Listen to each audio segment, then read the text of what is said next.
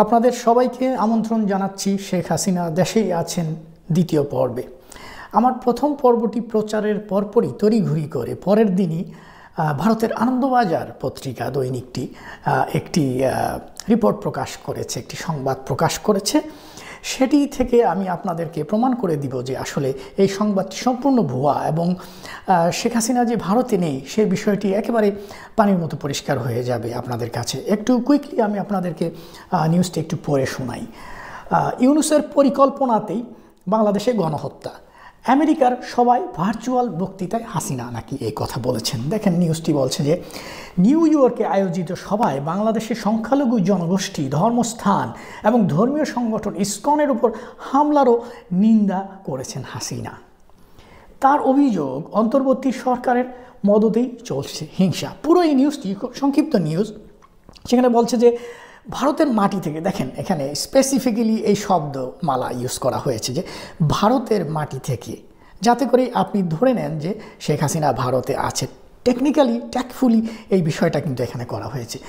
আমেরিকায় আয়োজিত এক আলোচনা সভায় ভার্চুয়াল বক্তৃতা করেন। পুরো এই নিউজটিতে কোথাও উল্লেখ করা হয়নি যে কোন সভা এটা, কার সাথে এটি ঘটেছে, এবং এটা থেকে আপনি কোনো ছবিও এখানে দেওয়া হয়নি, কোনো ভিডিও লিঙ্ক, কোনো কিছু নেই। এবং কার সাথে, যদি আপনি ট্রাম্পের সাথেও মিটিং করে থাকেন সেটার তো একটা ভিডিও ফুটেজ বা সেটার একটা নিউজে আসলে সেটার স্ক্রিনশট, আজকাল যদি জুমেও আপনি অনলাইন মিটিং করে থাকেন স্ক্রিনশট নেওয়া হয় যে কারা কারা উপস্থিত সেই মিটিংয়ে, সেটার একটা স্ক্রিনশট আজকাল পত্রিকায় দেখবেন এ ধরনের অনেক সংবাদ ছাপা হয় যেখানে অনলাইন মিটিং হয়ে থাকে এবং স্ক্রিনশট দেওয়া হয়ে থাকে।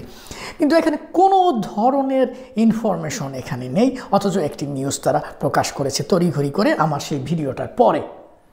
তো পুরো নিউজটাতে আপনি কোথাও দেখতে পাবেন না যে আসলে, এবং পুরনো কথাবার্তা যেগুলো আগে বলা হয়েছে যে ফাঁস করেছে বা বলেছে এরকম আর কি, যে গণহত্যা চাননি, উনি চলে গেছেন কারণ নাইলে রক্তের বন্যা বয়ে যেত, এই জাতীয় পুরো নিউজটার কোথাও বলা নেই, কোনো ছবি নেই এবং বলা নেই কার সাথে, কোথায়, কখন, কিভাবে ভার্চুয়াল মিটিংটা হলো। এবং বাংলাদেশের সব মিডিয়া এবং মিডিয়া ব্যক্তিত্ব যাদের অনলাইন চ্যানেল আছে সবাই লুফে নিয়েছেন এটা, এবং এটার উপরে তারা কন্টেন্ট তৈরি করেছেন। আপনি যদি শুধু বাংলা ভিশনের নিউজ পোর্টালেই দেখবেন যে এটি নিয়ে তারা নিউজ করেছে তড়িঘড়ি। ভারত থেকে যুক্তরাষ্ট্রের শেখ হাসিনার ভার্চুয়াল বক্তৃতা, তারা সেটা ভেরিফাই করা বা এই যে প্রশ্নগুলো আমি উত্থাপন করলাম সেগুলোও তারা উত্থাপন করার কোনো প্রয়োজন বা তাদের সময় হয়তো নেই বা তাদের মাথায় আসেনি এই বিষয়গুলো। দেখেন সেই নিউজটি পুরোপুরি এখানে হুবহু তুলে দিয়েছে এবং দেখেন এখানে উল্লেখ করছে সূত্র আনন্দবাজার। এই হলো বাংলাদেশের নিউজ এজেন্সিগুলোর অবস্থা, সাংবাদিকতা, এই হলো পরিস্থিতি। এখন আসেন যে শেখ হাসিনার কিছু অডিও কথাবার্তা ফাঁস হয়েছে, জানেন 2-3টা। তো সেখানে আমরা কেন ভিডিও দেখতে পাই না তার, শুধু অডিও কেন ফাঁস হয়? কারণ ভিডিও যদি ফাঁস হয় সেখান থেকে বোঝা যায়, ভিডিওতে কনটেক্সট বোঝা যায়, পরিপ্রেক্ষিত বোঝা যায়, কোন পরিবেশে আপনি আছেন। ধরেন আমি এখানে এই যে একটা অফিস রুমে বসে ভিডিও করছি, এটা কিন্তু আমি বুঝতে পারতেছি না, এবং দেশের পরিবেশ একরকম, বিদেশের অফিস রুম একরকম, দেশের বাড়িঘর একরকম, বিদেশের বাড়িঘর আরেক রকম। তো যখনই আপনি এরকম ভিডিও দেখবেন আপনি কিন্তু সেটা অ্যানালিসিস করবেন, করে কিন্তু আপনি বের করে ফেলবেন আসলে তিনি কোথায় আছেন, সেই জন্য উনি ভিডিও প্রকাশ করেন না। তৃতীয় যে বিষয়টি আমি বলবো যে ভারত সরকারের প্রথম থেকে, শেখ হাসিনা ভারতে চলে গেছেন প্রথম থেকে এই নিউজটার পরিপ্রেক্ষিতে ভারতের যে বিবৃতিগুলো যে শেখ হাসিনা ভারতে গেছেন কিনা সেখানেও দেখবেন অস্পষ্টতা এবং এখানে ধোঁয়াশা রয়েছে। আমি দেখাই আপনাদেরকে একটা এক্সাম্পল হিসেবে, যে বিবিসিতে এই নিউজটি এসছিল। এখানে আপনার যখন শেখ হাসিনা ভারতে চলে গেলেন 6ই আগস্টের নিউজ বিবিসি, তো সেখানে বলছে যে পার্লামেন্টে ফরেন মিনিস্টার, ইন্ডিয়ার ফরেন মিনিস্টার যে জয়শঙ্কর, তাকে প্রশ্ন করা হয়েছিল, হয়তো তিনি উত্তর দিয়েছেন যে Sheikh Hasina made a request to come to India at very short notice. খুবই শর্ট নোটিসে ভারতে আসার জন্য রিকোয়েস্ট করেছিলেন শেখ হাসিনা, কিন্তু কোথাও নেই এই রিপোর্টটার, যে আপনি পাবেন না খুঁজে কোনো রিপোর্টে আজ পর্যন্ত যতগুলো রিপোর্ট হয়েছে বা ভারত সরকারের বিবৃতি এসছে সেখানে আপনি পাবেন না। বলেছে যে তিনি ভারতে আসতে চেয়েছেন এবং আমরা তাকে রেখেছি বা আমরা তাকে আশ্রয় দিয়েছি। যদি সত্যি সত্যি আশ্রয় দেয় তাহলে কি, তাহলে তো সেটা স্বীকার করবে সরাসরি, সেখানে সমস্যা কি? এরকম তো অন্য অনেককেই তারা আশ্রয় দিয়েছে। যেমন যদি সত্যি সত্যি আশ্রয় দিয়ে থাকতো তাহলে বলতো যে আমরা মানবিক কারণে বাংলাদেশের সাবেক প্রধানমন্ত্রীকে আশ্রয় দিয়েছি, অথবা তার জীবন ঝুঁকিতে পড়ে গিয়েছিল, তাকে হয়তো মেরে ফেলা হবে, সেই ভয় থেকে আমরা প্রতিবেশী রাষ্ট্রের স্বার্থেই তাকে আশ্রয় দিয়েছি।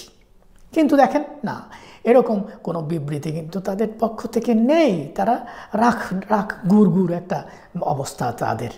তারপরে আরেকটি দেখাই আপনাদেরকে ইন্টারেস্টিং, যে বাংলাদেশের মিডিয়াগুলোও এই যে কতভাবে এই গুজব বা এই যে অসত্য ইনফরমেশনগুলো প্রচার করে গেছে।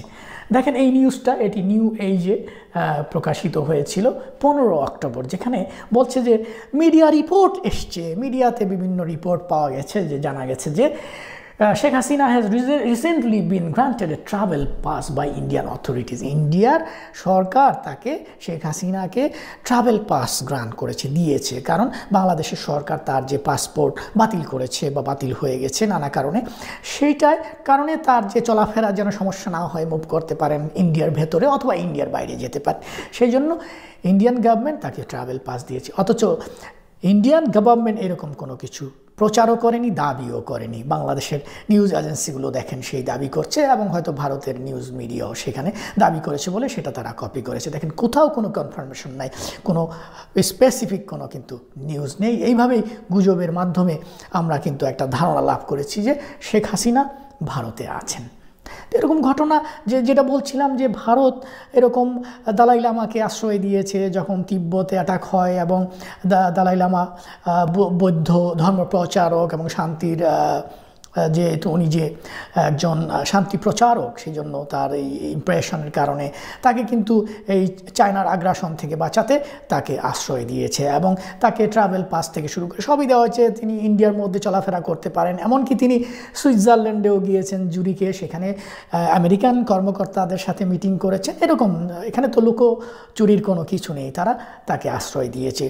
তারপরে কাশ্মীরের বিচ্ছিন্নতাবাদী নেতা হিসেবে পরিচিত সৈয়দ আলী শাহ জিলানি, তাকেও ইন্ডিয়ান গভর্নমেন্ট আশ্রয় দিয়েছে, অথবা তাকে অন্তরীণ করে রেখেছিল, যে তার চলাফেরা বাধা ছিল বা লিমিটেড ছিল, কিন্তু তাকেও কিন্তু সেখানে গোপন করা হয়নি, এবং তাকেও কিন্তু হজ করতে পর্যন্ত যাওয়ার সুযোগ করে দেওয়া হয়েছে। এমনকি এই ভদ্রলোক যখন বলেছেন বা স্বীকার করেছেন উনি ভারতীয় জাতীয়তাবাদ মানেন, তখন তাকে 8 মাসের জন্য পাসপোর্টও দেওয়া হয়েছিল। সুতরাং যদি সত্যি সত্যি আশ্রয় দেওয়া হয়ে থাকে হাসিনাকে ভারতের মাটিতে, তবে সেটি তো অস্বীকার করবে না বা করার দরকারও নেই, বা প্রমাণ কেন উপস্থাপন করবে না সেখানে, বা একটি অফিসিয়াল একটা ছবি দিতে পারতো, মোদির সাথে একটি ছবি, অথবা যে কোনো তাদের কর্মকর্তার সাথে, সরকারের কোনো ঊর্ধ্বতন ব্যক্তির সাথে কোনো ছবি, বা কোনো একটা মিটিং করছে মোদি তার সাথে, বা এরকম কোনো কিছু অডিও ভিডিও কোনো কিছুই কিন্তু আসেনি, কোনো ছবিও আসেনি। সুতরাং বলবো যে